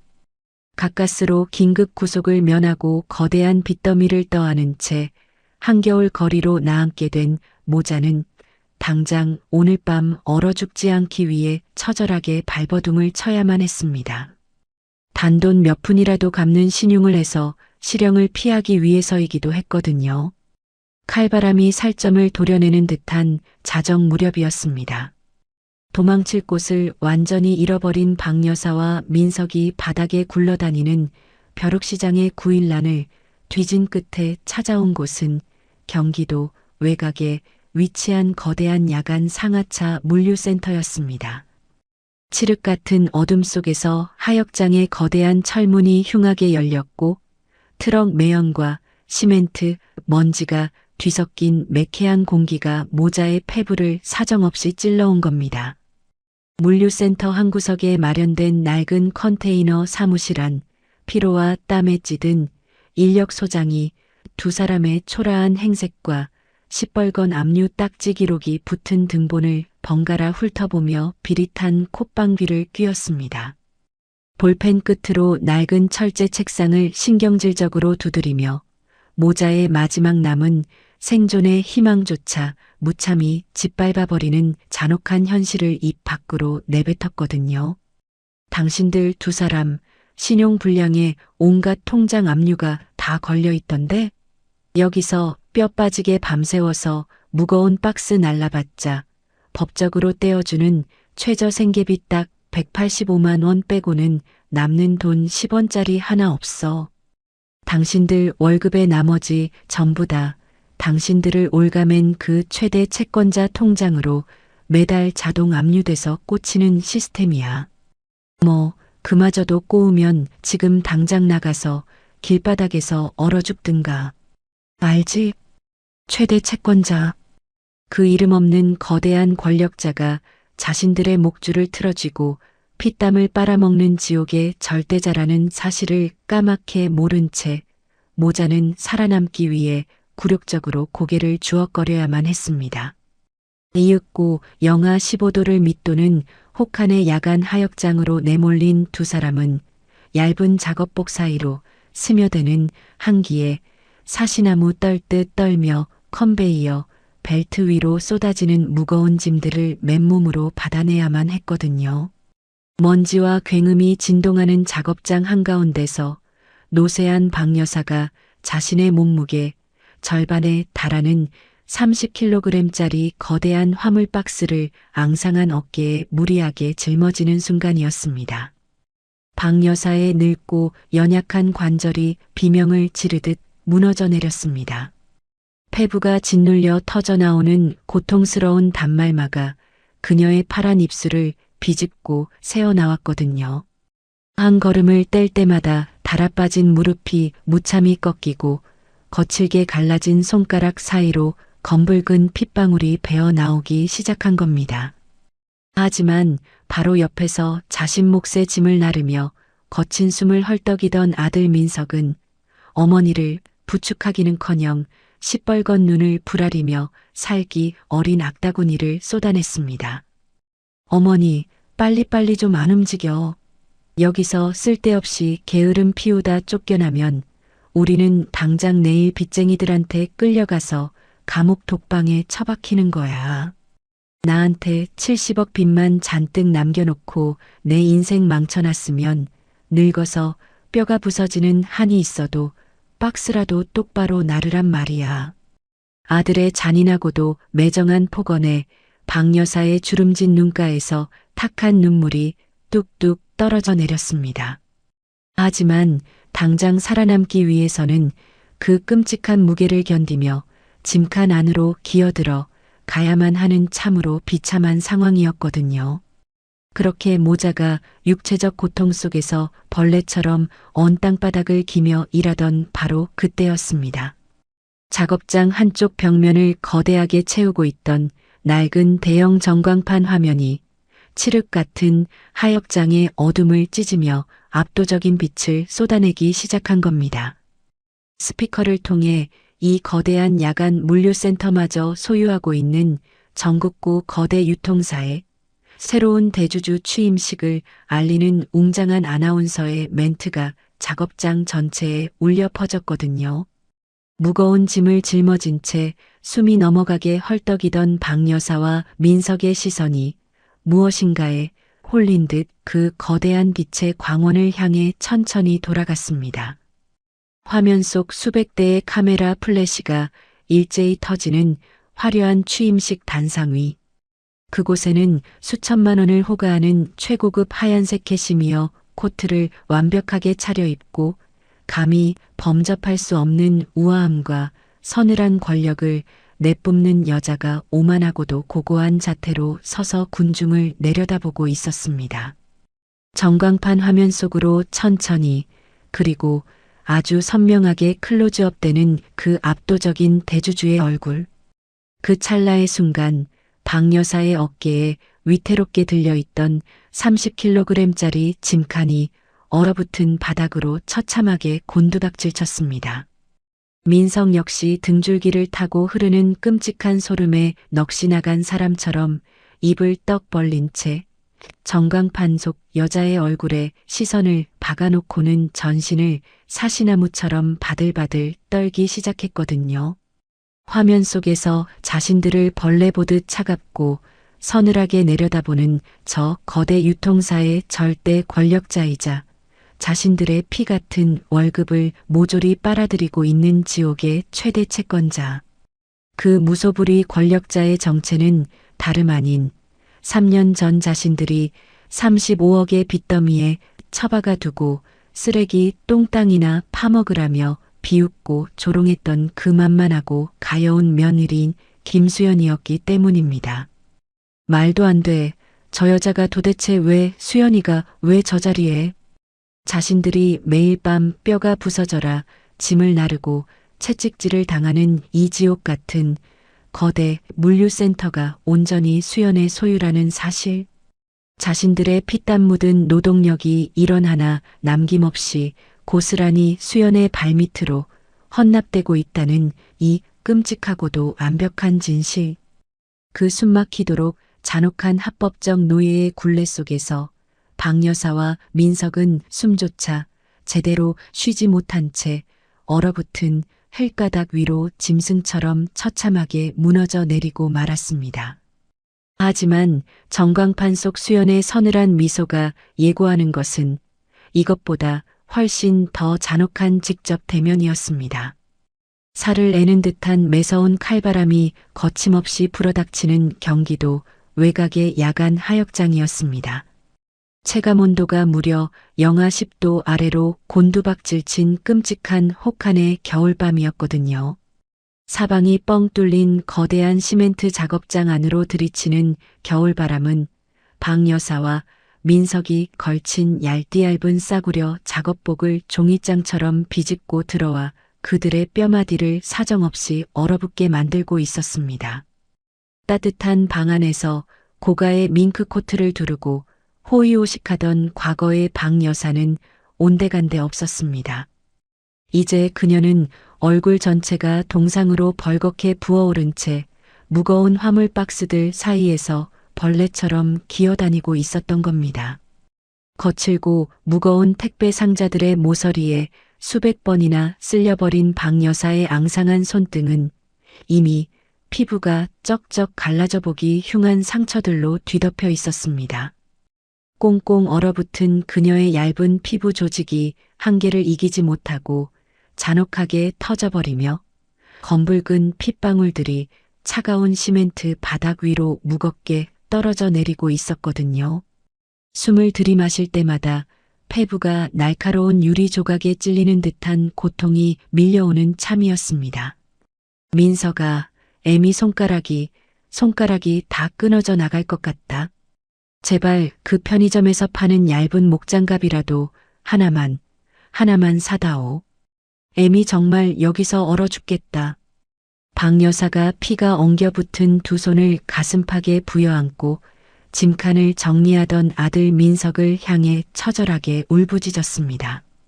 하지만 눈썹에 하얗게 서리가 맺힌 채 거친 숨을 헐떡이던 민석은 어머니의 애원 따위는 들리지 않는다는 듯 신경질적으로 화물 박스를 내동댕이치며 악다구니를 쏟아냈거든요.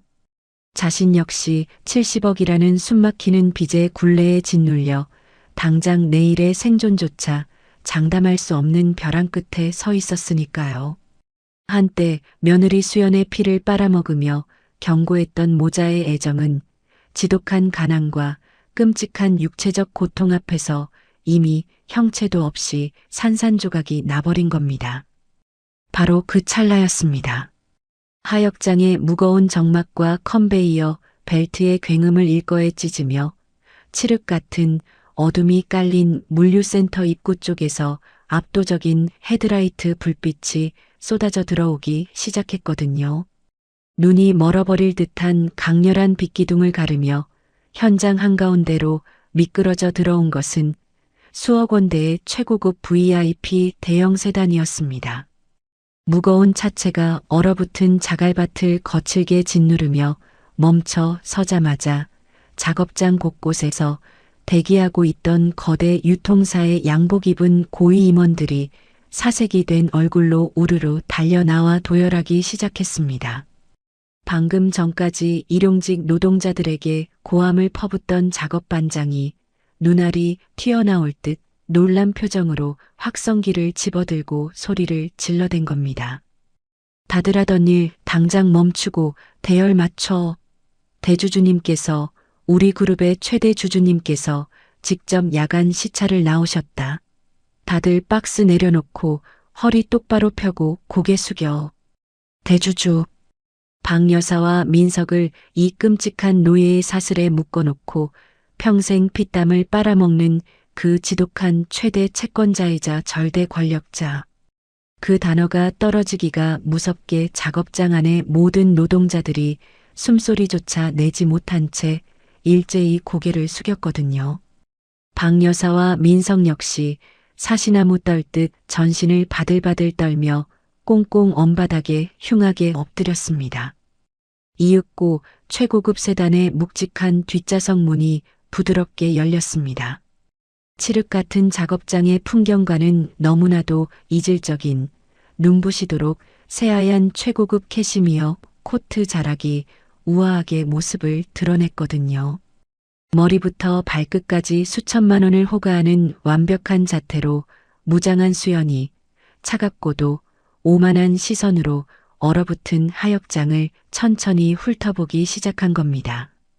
최고급 디자이너 수제 구두의 뾰족한 굽이 차가운 시멘트 바닥과 부딪히며 만들어내는 날카롭고도 일정한 발걸음 소리가 하역장에 얼어붙은 공기를 서늘하게 갈랐습니다.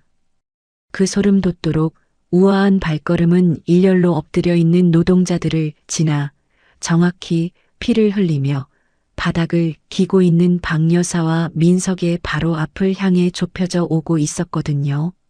마침내 구두 굽소리가 두 사람의 머리맡에서 단호하게 멈춰섰습니다. 하역장 전체를 짓누르는 듯한 무거운 침묵이 내려앉았습니다. 바닥에 엎드린 모자의 거친 숨소리만이 그 정적 사이로 처참하게 새어나왔죠.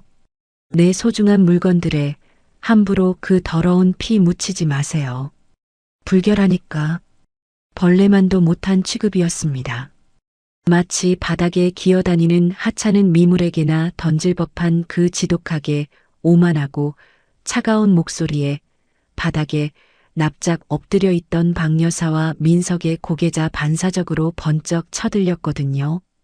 그리고 자신들을 내려다보고 있는 그 눈부신 하얀 코트의 주인이 과거 자신들이 35억의 빚더미에 처박아 버렸던 그 만만하고 무능했던 며느리 수연이라는 사실을 완벽하게 두 눈으로 확인하고야 만 겁니다. 수연의 서늘한 눈동자에는 과거의 나약한 눈물 따위는 단 한 방울도 남아있지 않았습니다. 오직 자신들의 피와 살을 완벽하게 발라내어 지옥의 밑바닥까지 씹어 삼키려는 거대하고도 잔혹한 포식자의 권력만이 매덥게 번뜩이고 있었거든요. 수연의 압도적인 권위에 완전히 짓눌려버린 모자는 그 순간 자신들이 인간이라는 알량한 자존심조차 모두 내던져버렸습니다. 박여사와 민석은 약속이라도 한 듯 꽁꽁 얼어붙어 딱딱한 시멘트 바닥을 향해 자신들의 이마를 미친 듯이 내리찍기 시작했거든요. 두 사람의 처절한 울음소리와 이마가 바닥에 부딪히는 소리가 하역장의 공기를 섬뜩하게 갈랐지만 수연의 표정에는 단 한 점의 동요도 없었습니다. 그들은 멈추지 않고 비참하게 엎드려 수연의 하얀 구두코를 향해 두 손을 미친 듯이 비벼댔습니다. 수연아, 아니 대주주님, 제발 우리 좀 살려다오. 우리가 정말 미쳤었다. 우리가 천벌을 받을 죽을 죄를 지었어. 제발 이 지옥 같은 곳에서 우리 좀 꺼내다오. 자신들이 위자료랍시고 던진 돌산 문서가 천억의 칼날이 되어 돌아올 줄은 꿈에도 몰랐던 악당들의 뼛속까지 비참하고도 처절한 항복 선언이었습니다. 피투성이가 된 채 자신의 발밑에서 짐승처럼 울부짖으며 살려달라 애원하는 박여사와 민석의 흉측한 몰골을 내려다보며 수연의 붉은 입술 끝이 비로소 서늘하고도 지독하게 아름다운 호선을 그리며 말려 올라갔거든요. 70억의 합법적인 사슬에 묶인 채 영원히 끝나지 않을 지옥의 노동 속에서 마침내 수연이 그들의 숨통을 쥐고 흔드는 완벽한 심판자의 자리에 오른 겁니다. 하지만 수연이 이 자리에 온 진짜 이유는 그들의 애원을 듣기 위해서가 아니었습니다. 체감온도 영하 10도를 밑도는 매서운 칼바람이 울부짖는 경기도 외곽의 야간 하역장이었습니다. 그 차갑고 거친 시멘트 바닥 위로 한때 최고급 VIP 라운지에서 오만함의 극치를 달리던 박여사와 민석이 벌레처럼 납작 엎드려 있었거든요.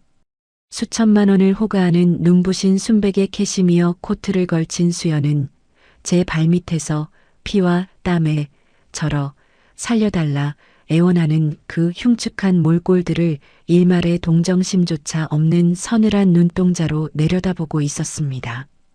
자신을 35억의 빚더미 지옥에 밀어넣고 샴페인을 터뜨리며 조롱하던 자들이 이제는 완벽하게 입장이 뒤바뀌어 자신의 하얀 구두코에 이마를 찌으며 자비를 구걸하고 있는 기막힌 상황이었죠. 수연의 붉은 입술 사이로 비릿하고도 차가운 조소가 흘러나왔습니다. 그녀는 뒤에 도열해 있던 수행 비서를 향해 가볍고 건조한 손짓을 보냈거든요. 수연의 무심한 신호가 떨어지기가 무섭게 비서가 품 안에서 매끄러운 고급 가죽 서류철을 꺼냈습니다. 그리고 얼어붙은 바닥에 엎드린 민석의 눈앞으로 두툼한 서류 한 장을 가차없이 던져내렸거든요. 빳빳한 최고급 용지가 거친 시멘트 바닥 위에 떨어지는 순간 모자에 얼어붙은 심장을 사정없이 후려치는 사형 선고의 서막이 열린 겁니다. 민석은 사시나무 떨듯 전신을 바들바들 떨면서도 그것이 유일한 생명줄이라도 되는 양서류에서 시선을 떼지 못한 채 핏발 선 누나를 미친 듯이 굴려댔습니다. 당신들이 저지른 사기 혐의, 내가 합의 안 해주면 내일 당장 차가운 감방행인 거 알지? 살고 싶으면 당장 서명해. 수연의 목소리는 영하 10도의 칼바람보다도 더 차갑게 가라앉아 있었습니다. 하역장의 모든 공기가 그녀의 한마디에 얼어붙는 듯 했습니다. 그녀가 던진 서류는 단순한 합의서가 아니었습니다. 단 하루라도 물류센터의 짐을 나르지 않으면 즉시 철창 신세를 져야 하는 평생토록 쳇바퀴를 돌려야만 하는 지옥의 노예 계약서이자 그들의 숨통을 영원히 틀어주는 족쇄였습니다. 어머님과 당신 둘이서 매달 이 물류센터에서 내리는 할당량을 완벽하게 채우면 감옥에 처박히는 것만은 면하게 해주지. 수연의 입에서 흘러나오는 한 글자 한 글자는 마치 뾰족하게 벼려낸 얼음 조각이 되어 민석의 고막을 잔혹하게 찢어발겼습니다. 감옥, 구속.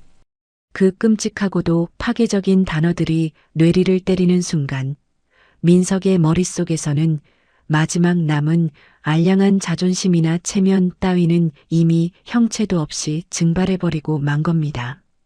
민석은 비서가 내민 차가운 금속 장식의 만년필을 동상에 걸려 파랗게 질린 두 손으로 낚아챘습니다. 얼어붙은 손가락이 마음대로 움직이지 않아 펜을 쥔 소나기가 기괴하게 뒤틀렸지만 민석은 거친 숨을 헐떡이며 서류의 하단 서명란에 자신의 이름을 미친 듯이 갈겨싸기 시작했거든요. 날카로운 펜촉이 고급 종이 표면을 거칠게 긁고 지나가는 그 몇 초가 민석이 자신의 남은 인생을 통째로 수연에게 넘겨버리는 순간이었습니다. 그렇게 조항 하나 제대로 읽어보지 못하고 맹목적인 생존 본능으로 서명을 마친 민석을 향해 수연이 서늘하고도 잔혹한 목소리로 마지막 독소 조항의 대못을 박아 넣었습니다. 단 명심해. 하루라도, 단 하루라도 당신들이 갚아야 할 그날의 변제의 칼당량을 못 채우면 이 합의는 즉시 파기야. 그 즉시 당신들 모자는 차가운 감방 독방으로 직행하는 거고. 내 말 무슨 뜻인지 알지? 숨이 턱 막히는 끔찍한 조건이었습니다. 아플 수도 다칠 수도 심지어 늙고 병들어서도 안 되며 오직 수연을 위해 평생 무거운 짐을 나르는 노예 기계로 살아야만 한다는 가장 합법적이고도 잔혹한 족쇄였거든요. 수연은 서명이 완료된 합의서를 비서를 통해 걷어들이고는 단 한 번의 뒤돌아봄도 없이 우아한 구두 굼소리를 남기며 최고급 세단에 올라탔습니다. 육중한 차문이 닫히고 압도적인 엔진음과 함께 수연의 차가 하역장의 어둠 속으로 완전히 자취를 감춘 겁니다.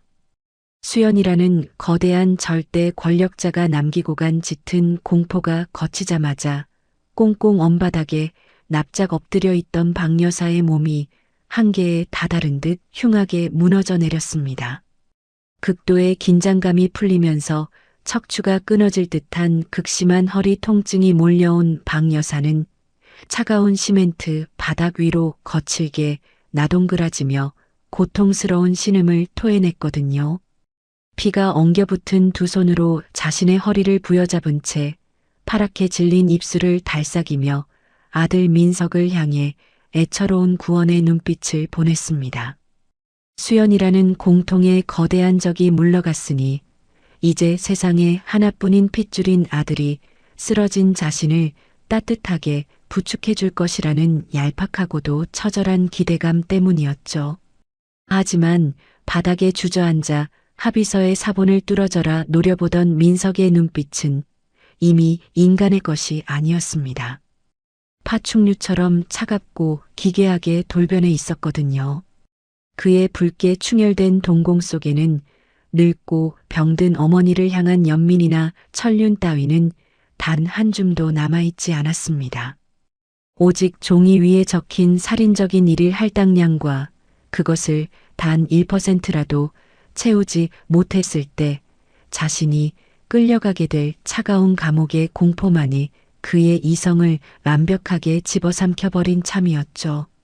민석은 바닥에서 고통에 몸부림치는 박 여사를 향해 이빨을 드러내며 악다구니를 폭발시켰습니다. 일어나. 당장 안 일어나. 엄마가 여기서 드러누워서 오늘 할당량 못 채우면 합에 파기돼서 나까지 당장 감옥 간단 말이야. 민석의 핏발선 고함 소리에 박 여사의 주름진 눈동자가 찢어질 듯 팽창했습니다.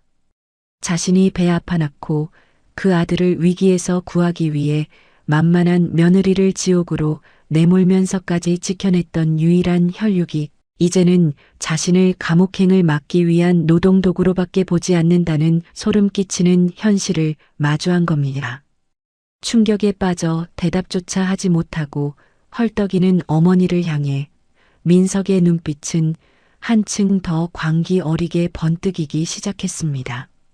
그는 거친 숨을 몰아쉬며 주변을 두리번거리더니 하역장 구석에 세워져 있던 묵직한 철제 카트를 향해 발길질을 퍼부었거든요. 녹슨 카트가 시멘트 바닥 위로 처참하게 쓰러지며 하역장 전체를 뒤흔드는 굉음을 일으켰습니다. 그 충격에 놀란 박 여사가 비명을 지르며 두 팔로 머리를 감싸 안았지만 스스로 가장 악랄한 감독관이 되어버린 아들의 끔찍한 광기는 멈출 줄을 몰랐습니다.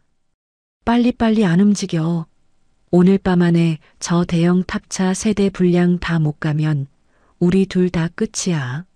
당장 일어나서 짐부터 날라. 할당량 다 채우기 전까지는 쉴 생각도 밥 한 숟갈 먹을 생각도 꿈도 꾸지 마. 주변 기물을 미친 듯이 걷어차며 자신의 친어머니를 노예처럼 부리는 민석의 살기, 어린 윽박지름, 그리고 갈라진 피부 사이로 배어나오는 고통 속에서도 감옥에 가지 않기 위해 눈물을 삼키며 30kg짜리 짐칸을 향해 기어가야 하는 박 여사의 처절한 모습이었습니다. 수연은 제 고결한 손에 피 한 방울 묻히지 않고 오직 자본과 법이라는 가장 우아하고도 차가운 무기를 이용해 그들 모자의 천륜을 완벽하게 산산조각 내버린 겁니다. 서로가 서로를 끔찍하게 감시하고 채찍질하고 살점을 갉아먹어야만 단 하루를 연명할 수 있는 이 완벽한 합법적 무간지옥. 그것이 바로 버려진 돌산의 재투성이에서 절대 권력의 제왕으로 부활한 수연이 설계한 잔혹하고도 통쾌한 복수의 결정체였던 노릇이었죠. 햇빛 한 줌 허락되지 않는 어두컴컴하고 습한 거대 물류센터의 창고 아니었습니다. 그곳에는 끝이 보이지 않는 육중한 컨베이어 벨트가 마치 죄인들의 뼈와 살을 씹어 삼키는 지옥의 톱니바퀴처럼 무거운 쇳소리를 토해내며 쉴 새 없이 돌아가고 있었거든요. 매캐한 시멘트 먼지와 매연이 짙게 깔린 숨막히는 공기 속에서 뼈만 앙상하게 남은 박 여사가 자신의 몸짓만 한 무거운 화물 박스를 끌어안은 채 처절한 신음을 헐떡이고 있었습니다. 그녀의 굽은 등과 달아빠진 관절은 이미 인간의 형상을 잃어버린 지 오래였습니다. 바싹 갈라진 입술 사이로는 척추가 끊어질 듯한 고통의 단말마만이 짐승처럼 새어나오고 있었거든요. 허리야, 나 죽는다. 민서가 애미 허리가 뼈가 다 부서져서 내릴 것만 같아. 제발 단 1분만 숨 좀 고르게 해다오. 박 여사가 핏물이 엉겨붙은 손가락을 덜덜 떨며 애원했습니다. 하지만 그 끔찍한 무간지옥에 자비 따위는 존재할 리 만무했거든요. 그녀의 바로 옆에서 핏발선 누나를 번뜩이던 아들 민석이 질긴 포장 테이프를 거칠고 신경질적으로 끊어내며 또다시 등골이 서늘한 악다구니를 쏟아냈습니다. 과거 어머니의 품에서 호의호식하던 교만한 아들의 얼굴은 이미 완벽하게 지워진 채 오직 그날의 할당량과 감옥에 대한 극도의 공포로 미쳐버린 악기만이 그 자리에 서 있을 뿐이었죠. 지금 쉴 틈이 어디 있어. 저기 밀려드는 박스들 안 보여.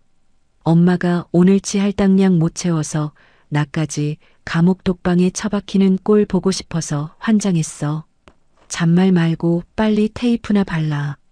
어머니를 향해 무자비하게 테이프 뭉치를 집어 던지는 민석의 광기 어린 고함이 쉴 새 없이 돌아가는 컨베이어 벨트의 굉음에 섞여 창고 안을 섬뜩하게 울렸습니다.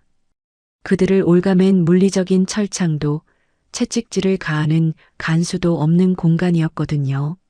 하지만 그곳은 수연이 거대한 자본과 70억이라는 합법적인 빚의 사슬로 정교하게 짜놓은 세상에서 가장 완벽하고도 잔혹한 무간지옥이었습니다. 스스로가 스스로를 감시하고 핏줄의 살점을 물어뜯어야만 단 하루를 연명할 수 있는 이 끔찍한 형벌은 그들이 짐을 나르다 쓰러져 숨이 끊어지는 그날까지 결코 끝나지 않을 겁니다. 그리고 이 지독한 어둠과 고통의 끝에서 화면은 마치 거짓말처럼 눈부신 빛의 세계로 부드럽게 전환됩니다. 탁한 매연과 시멘트 먼지 대신 향긋한 꽃내음과 따스한 봄바람이 살랑이는 서울 도심 한복판의 평화로운 힐링파크였습니다. 수연이 손에 쥔 최고급 찻잔에서는 따뜻하고 향긋한 온기가 피어올랐습니다. 35억 빚을 떠안고 차가운 경찰서 계단에서 홀로 삼켜야 했던 혹독한 겨울밤의 눈물은 이제 이 눈부신 봄 햇살 아래 완벽하게 보상받았습니다. 따사롭게 내리쬐는 햇살을 병풍 삼아 마련된 최고급 야외 테라스의 테이블에 수연이 눈이 시리도록 우아하고 여유로운 자태로 앉아 있었거든요. 그녀의 어깨 위로 포근하게 내려앉은 눈부신 봄 햇살은 과거 35억 빚더미의 지옥에서 흘렸던 차가운 눈물 자국을 완벽하게 말려버린 지 오래였습니다. 수연의 하얗고 가느다란 손가락이 테이블 위에 놓인 최고급 도자기 찻잔을 우아하게 들어 올렸습니다. 은은한 홍차의 향기가 코끝을 맴도는 가운데 찻잔과 받침이 부드럽게 맞닿으며 청아한 소리를 냈거든요. 그녀의 얼굴에는 과거 시댁 일가를 향해 번뜩이던 서늘한 복수의 살기나 원망 따위는 단 한 점도 남아있지 않았습니다. 오직 모든 속박과 굴레에서 벗어나 온전한 자신의 삶을 완벽하게 되찾은 절대 권력자의 여유롭고도 따뜻한 미소만이 붉은 입술 위에 아름답게 피어오르고 있었죠. 이윽고 수연이 찻잔을 내려놓고 따뜻한 미소를 지으며 시선을 돌린 곳. 그곳에는 과거 부모님의 피눈물이 서려 있던 강원도 땅의 보상금으로 세워진 눈부시게 아름답고 거대한 건물이 자리 잡고 있었습니다. 바로 가족에게 버림받고 갈 곳 없는 홀몸 어르신들을 위해 수연이 전액사재를 털어 건립한 최고급 무료 실버타운 봄날의 집이었습니다. 평생 피땀 흘려번 돈을 사위에게 사기당하고 화병으로 돌아가신 가여운 부모님.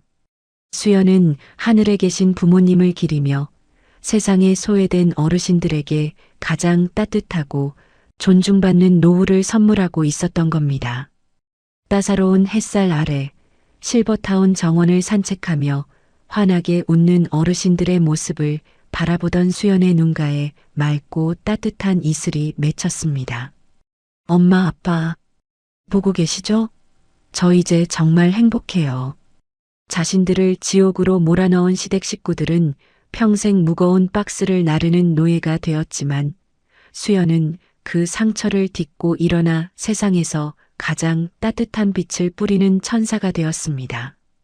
같은 시각 영하 15도의 매서운 칼바람이 부는 물류센터 하역장.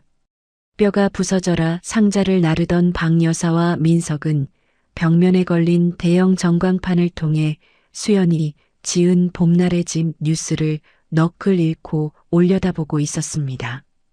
따뜻한 온돌방과 최고급 식사가 제공되는 그 궁궐 같은 실버타운에서 환하게 웃는 어르신들의 모습을 보며 박 여사는 동상 걸린 손을 부여잡고 처절한 피눈물을 쏟아냈습니다.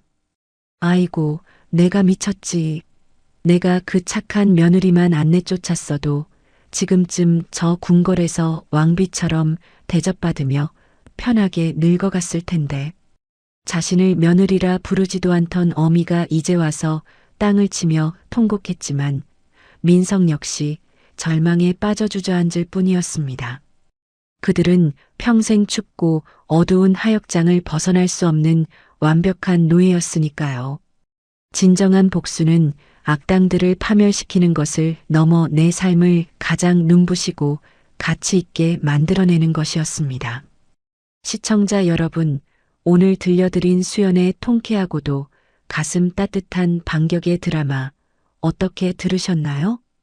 가족이라는 이름의 가면을 쓰고 며느리의 등에 가장 잔인하게 칼을 꽂았던 시댁 일가가 결국 자신들이 위자료랍시고 던진 그 쓰레기 돌산 문서에 목이 졸려 평생을 합법적인 노예로 살아가게 된 참으로 완벽한 사이다 결말이었거든요.